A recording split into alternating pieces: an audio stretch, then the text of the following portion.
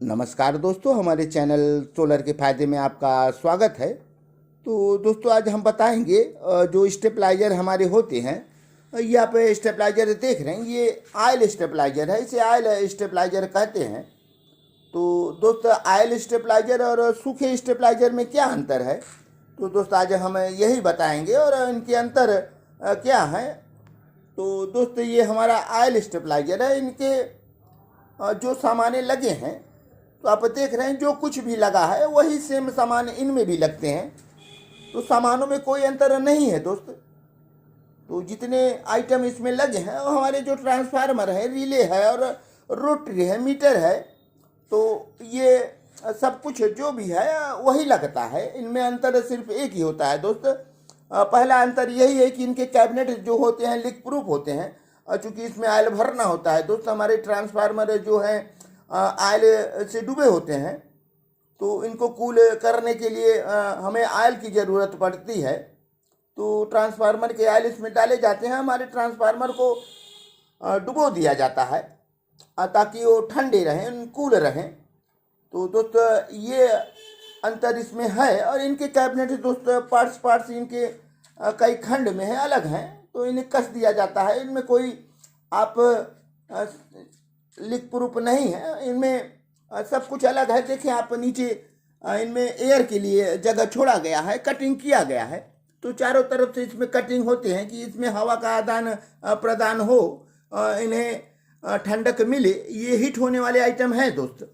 तो हमारे transformer heat होके चलते हैं, गर्म होते हैं। तो जैसे आपके क्वालिटी के ट्रांसफार्मर हो, तो दोस्त यही अंतर है इसमें। और लोडिंग की भी अंतर है दोस्त। आप ये 5 किलोवाट का स्टेबलाइजर है, तो यदि आप 6 किलोवाट 7 किलोवाट भी लोड दे देंगे तो दोस्तों ये जलेगा नहीं, बहुत तेज गर्म होगा। और जिनकी गर्मी शांत करने के लिए उसमें आयल होते हैं, तो आयल ही गर्म होंगे दोस्त। ट्रांसफार्मर जब गर्म होगा तो आपके तेल भी गर्म होंगे।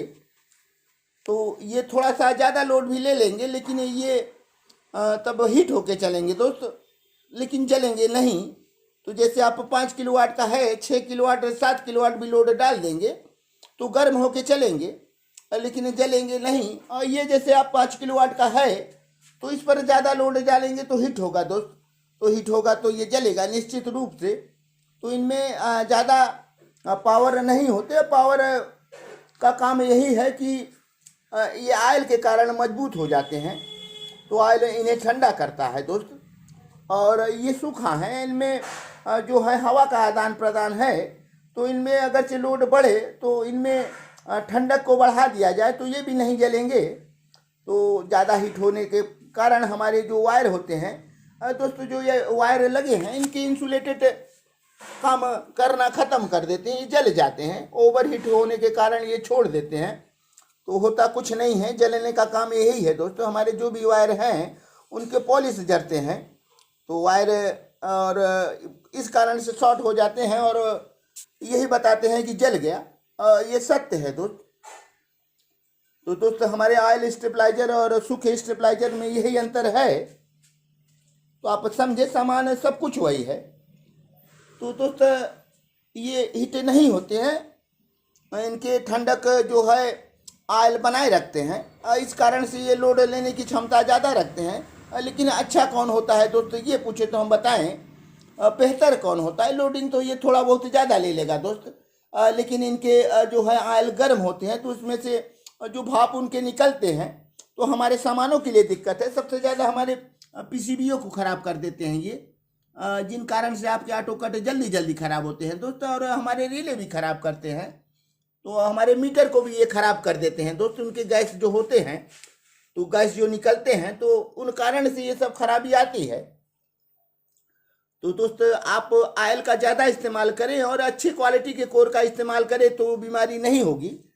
तो जो परेशानी हीटिंग की होती है, तो कोर का हिसाब किताब है। आप अच्छे क्वालिटी का कोर का इस्तेमाल करें। कोर दोस्त कई क्वालिटी के होते हैं, और सबसे नीचे हमारा टाटा था, और उसके बाद मारुति था, उसके बाद C3, C6, UK, M47, तो कई प्रकार के कोर आते थे दोस्त। हम CRGO भी इस्तेमाल किए हैं, लेकिन हम 2 बार ही उसको इस्तेमाल किए हैं, बहुत महंगे होते थे दोस्त।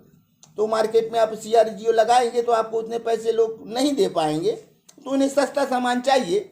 तो हम UK6 और हम C6 UK और M47 जैसे कोर ही इस्तेमाल करते हैं। तो सस्ते होते हैं, ज़्यादा महंगे नहीं होते हैं दोस्त, तो उनके दाम कम होते हैं। तो दोस्तों CRGO बहुत महंगा है। तो दोस्त आप समझ पाए कि नहीं हमारे ऑयल स्टेबलाइजर और सूखा स्टेबलाइजर में क्या अंतर है? तो दाम के भी कुछ अंतर होते हैं दोस्त।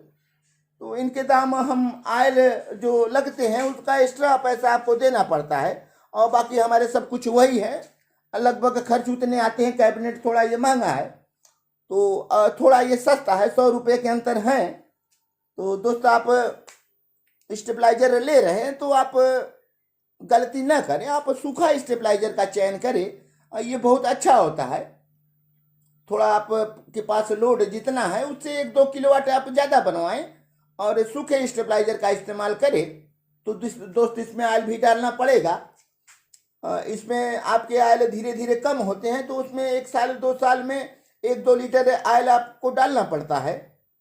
और ये एकदम फ्री है, इसमें कोई मेंटेनेंस नहीं है दोस्त। जब खराबी आएगी तो बनेगी, इसमें भी खराबी आएगी बनेगी, लेकिन आपको तेल इसमें डालना पड़ेगा। 1 साल 2 साल जितनी आपकी हीटिंग होगी उतने ऑयल आपके कम होते हैं दोस्त। तो यदि आप सस्ते क्वालिटी के कोर का इस्तेमाल किए हैं तो उसमें आपके ऑयल ज़्यादा लगेंगे दोस्त।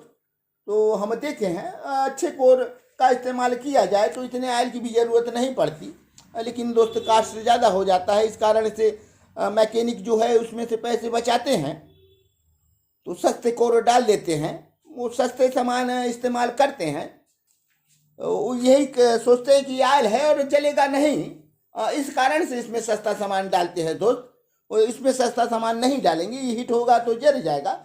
तो इस कारण से इसमें जो भी कोर लोग लगाते हैं, जो जानकार हैं अच्छे कोर डालते हैं। जो अज्ञान है वो भाई उनको पता नहीं है कोर से मतलब है, कोर की क्वालिटी के बारे में, कोर के बारे में उनको जानकारी नहीं है। दुकानदार उनके जो दे देगा वो ले लेंगे, लेकिन आप जानकार हैं तो एक अच्छे कोर का चयन करते हैं दोस्त, ताकि हमारे स्टेबलाइजर न जले। हमें 1 साल की वारंटी देनी पड़ती है, जल गया तो हम उनसे कोई चार्ज नहीं लेते हैं और फिर से बना के देते हैं। ऐसा बहुत कम होता है दोस्त, ऐसा सिर्फ 1% ही होता है। आप गलती करेंगे तब ही जलता है, और ये गलती के कारण ये शॉर्ट कर गया। तो एक भाई को हम सर्विस में दिए तो लगाने में लापरवाही किए। हालांकि ये 15 से 20 साल पुराना स्टेबलाइजर दोस्त है, तो शायद डेट पड़ा है कि नहीं, तो इसमें डेट डाला गया है दोस्तों। ये देखे 2012 का है, तो ये लगभग 12 साल पुराना है।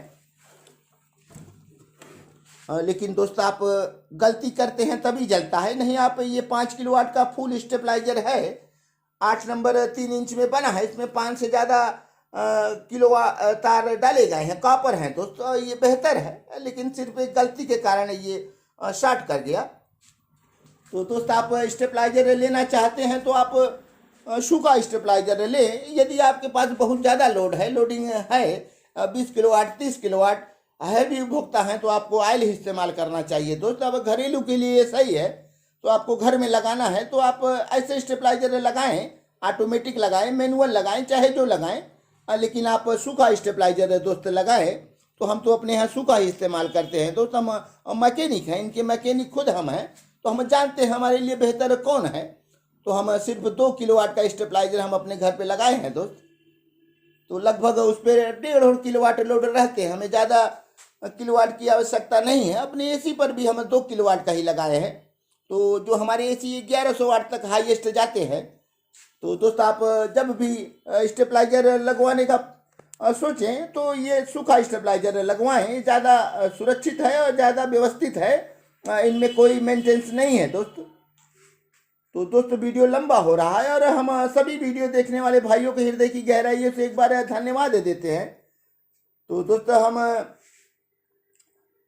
अपने सभी वीडियो देखने वाले भाइयों से एक बार रिक्वेस्ट करते हैं, आप कुछ भाई ऐसे हैं जो हमारे वीडियो को लगातार देखते हैं और प्यार बनाए हैं, लेकिन आप हमारे चैनल को भाई सब्सक्राइब नहीं किए हैं।